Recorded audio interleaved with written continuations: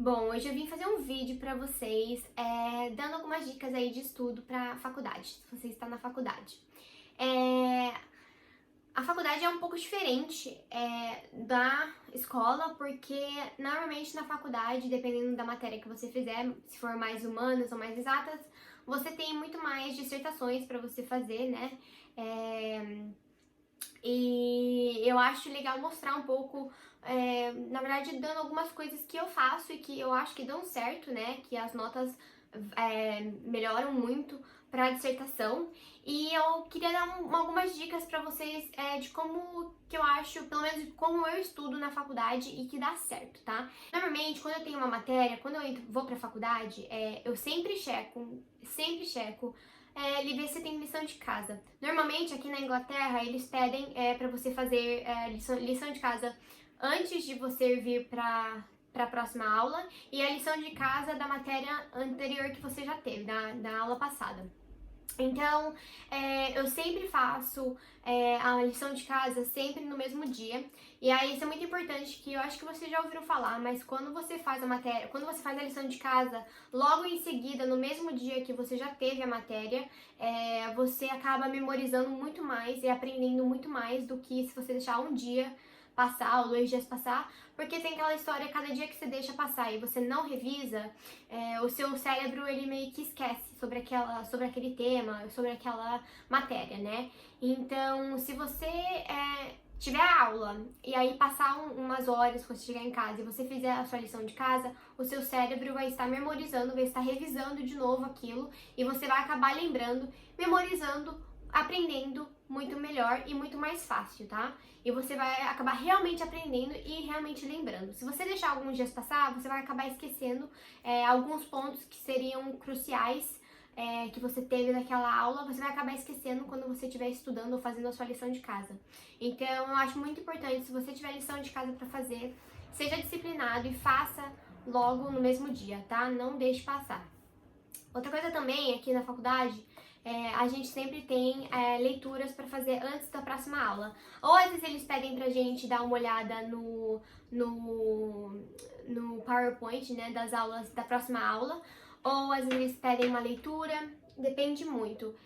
Eu aconselho que sempre no dia anterior você fizer a leitura que eles pedirem, fizer anotações, tanto sobre palavras que você não entendeu, até mesmo sentenças, ler cada texto devagar e vai com um grifa-texto e vai lendo e você vai grifando aquilo que você achar importante ou aquilo que você acha que você não, ou talvez grifar em lápis aquilo que você não entendeu e que você quer perguntar pro professor no dia seguinte. Isso faz com que você interaja com as aulas, né? E você acaba também lembrando da aula passada quando você começa a fazer essa leitura, né?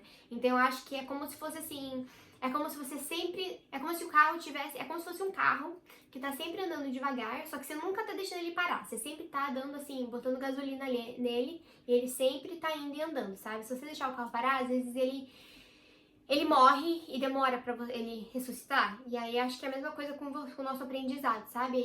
Se a gente para por muito tempo, depois é mais difícil de voltar continuar, tá? Na faculdade aqui a gente tem bastante dissertação, tá? Eu queria dar alguns pontos, levantar alguns pontos sobre dissertação e queria também falar de um aplicativo que eu uso na minha faculdade, que eu acho super legal. O aplicativo chama Sonocente, é um aplicativo online e basicamente você compra ele, eu acho que custa 60 libras pelo ano inteiro ou por 6 meses, é alguma coisa assim. Gente, vou tirar esse óculos que tá me irritando. Deixa eu... Whisky! Whisky? No! What are you doing? Esse aplicativo, basicamente, você paga 60 libras pelo ano inteiro. Eu acho que, se você for entrar no Brasil, é em dólares, tá? E basicamente é bem legal, porque é um aplicativo como se fosse um Microsoft Office, mais ou menos assim. E basicamente você pode fazer o download das suas aulas. Então, se você tem uma aula que é de PowerPoint, você pode fazer o download dessa aula, mesmo que seja em PDF também, faz o download dessa aula nesse aplicativo e aí ele abre uma tela e aí aparece os slides das aulas, aí tem uma coluna que é a coluna de você gravar o áudio e tem uma coluna de você fazer anotação, escrever. Eu usei esse aplicativo ano passado inteiro, toda a aula eu baixava o slide da aula nesse aplicativo. Você pode salvar o arquivo como um arquivo novo e aí você botava tipo aula, semana, primeira semana e você, assim que a professora começava a falar, você colocava para gravar.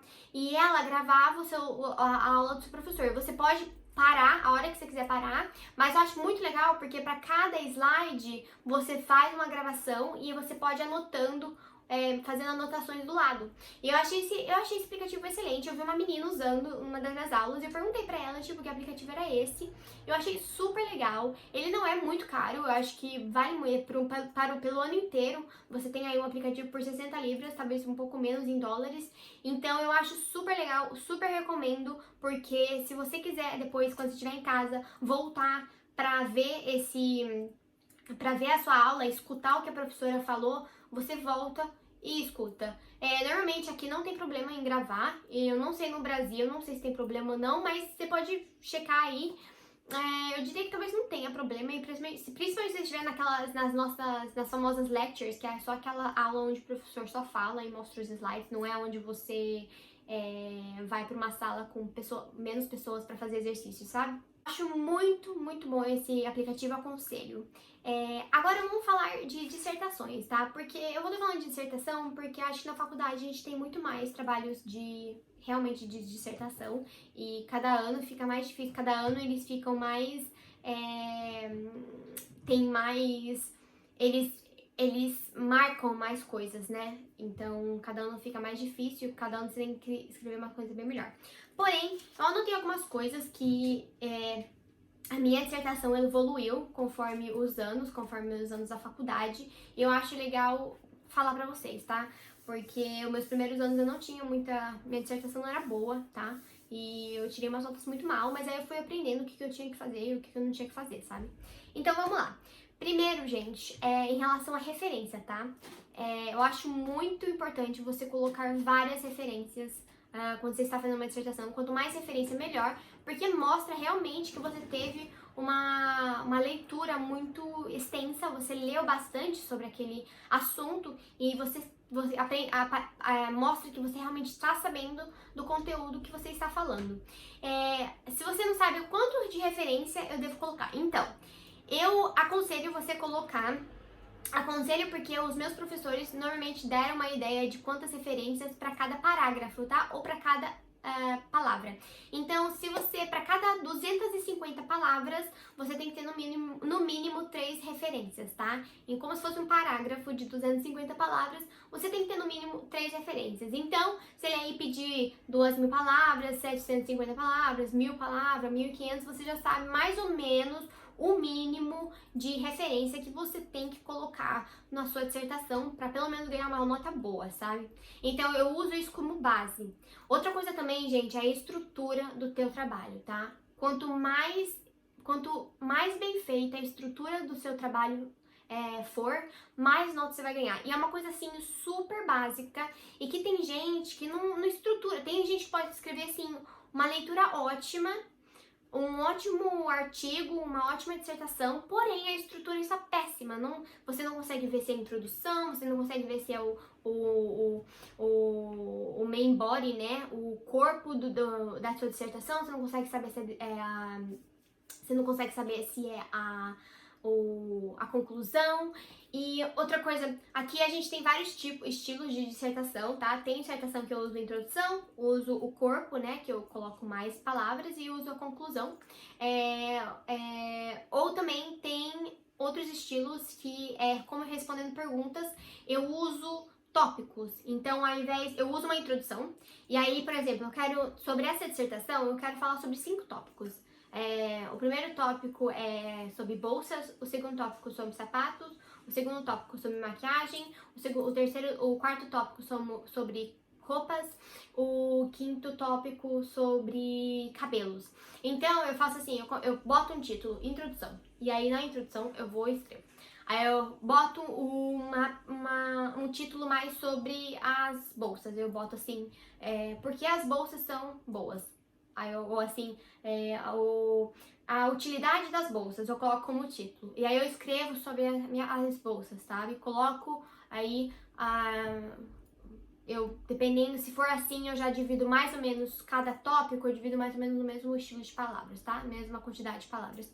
E eu vou escrevendo assim, coloco um título, não coloco só bolsas, eu coloco utilização das bolsas, aí cores de sapato, sabe? Um outro título. E aí vou fazendo por parágrafos, e aí chego numa conclusão. Então, aí tem essa estrutura e tem a outra estrutura que eu falei pra vocês. Mas é muito importante, sempre prestem atenção no tipo de tamanho de palavra, tamanho de letra que o professor quer que você escreva, que às vezes eles têm uma lista, pelo menos aqui, eles te dão uma lista de todos os requerimentos que eles querem que você use na sua dissertação. Então eles mostram que tipo, qual que é a fonte, qual que é o tamanho, qual que é o tamanho da margem do papel. Eles mostram, eu quero as páginas com números. Então, prestem muita atenção, porque às vezes a gente esquece sobre esses pequenos detalhes, eles fazem muita diferença.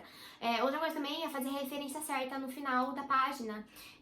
Tem muita gente aqui, até eu no começo, não sabia fazer referência certa, não sabia referenciar algum livro, certo? E eu perdia muita nota por causa disso. Então, assim, coisas básicas que uma vez que você sabe, você já faz direto e que realmente fazem a diferença, tá? Outra coisa também, um lugar que eu procuro muito livros para estudar, artigos, é no Google Scholar, tá? Eu não sabia desse Google Scholar até eu começar a faculdade, mas se você digitar no Google, entrar no Google e procurar Google Scholar, você vai ver vários artigos e livros disponíveis para realmente você fazer a sua leitura. Porque se você pesquisar só no Google, aparece Wikipedia, Investopedia e esses sites, sabe, qualquer site de revista, Wikipedia, Investopedia, você já deve ouvir falar, mas é um massive no, é um grande não, na hora de você colocar como referência na sua dissertação. É muito, muito difícil você ganhar nota com isso, na verdade você até perde, porque os professores consideram como que não é um lugar para você tirar referência, tá? Não é um lugar confiável, se é o que vocês me entendem. Então, nunca procurem sobre sites, sempre leem livros, artigos. O Google Scholar, ele mostra várias dissertações de pessoas, várias dissertações muito boas e estudos, casos, artigos, eu falei pra vocês, e até mesmo livros que valem muito a pena. Todas as minhas referências eu pego a maioria do Google Scholar, tá? A maioria mesmo. Outra coisa também, gente, é como eu organizo os meus parágrafos, tá?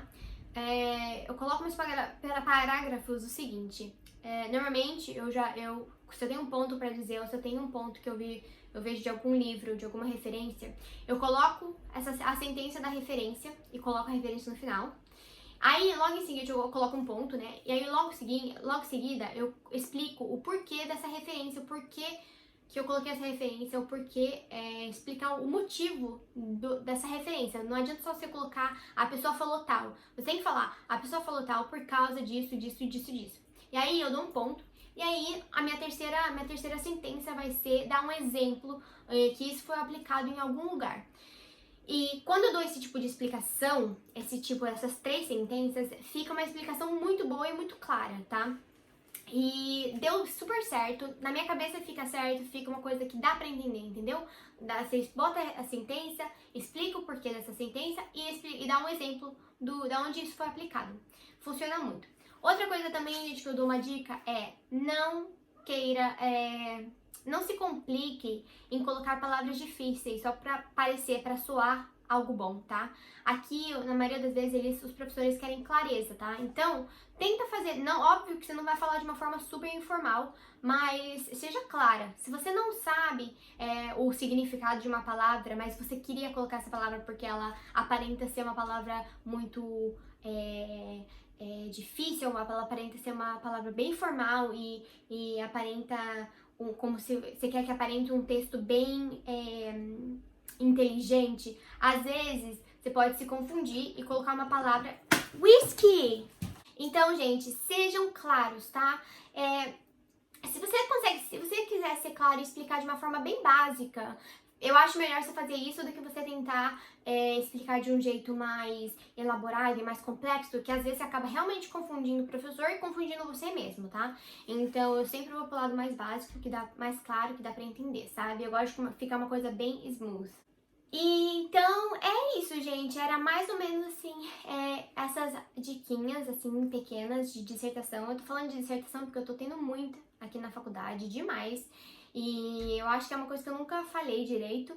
E é uma coisa que eu também tava aprendendo a fazer. É isso, gente. Eu espero muito que vocês tenham gostado. Não se esqueçam de curtir esse vídeo e se inscrever se você é novo no canal. A gente se fala mais tarde. Eu espero que vocês tenham curtido estão gostando dos Vlogtobers. E é isso, a gente se fala mais tarde. Tchau!